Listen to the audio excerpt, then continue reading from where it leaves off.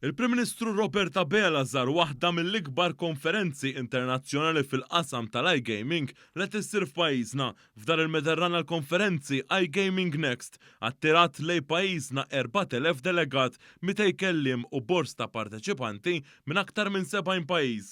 Għal din l-okkażjoni dar il-Mediterran ospitat l-ikbar konferenza li qatt saret f'termini ta' delegati u spazju użat. Meta iltaqa' ma' dawk preżenti d-Dr. Bela innota li tmexxija ta' iGaming Next li hija stabbilita f'Malta komplet issaħħaħ il-pożizzjoni tagħha bħala pjattaforma ewlenija f'dan il-qasam. Intqal li avvenimenti bħal din il-konferenza jiċċelebraw l-ispirtu tal-viżjoni ekonomika tal-Gvern u xhieda ta' reputazzjoni pożittiva li għandu il-pajjiż f'dan is-settur partikolari. iGaming Next offers kind of like a platform for the industry to connect, to learn, to come together and to thrive as an industry.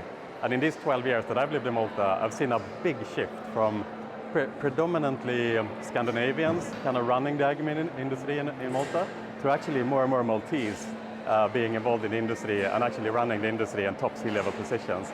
Dan is-settur fl-aħħar 3 snin raq in-numru ta' impjegati jiżdied b'34% minn aktar minn 11,700 fl-2019 għal aktar minn 15,700 sal-aħħar tas-sena 2022.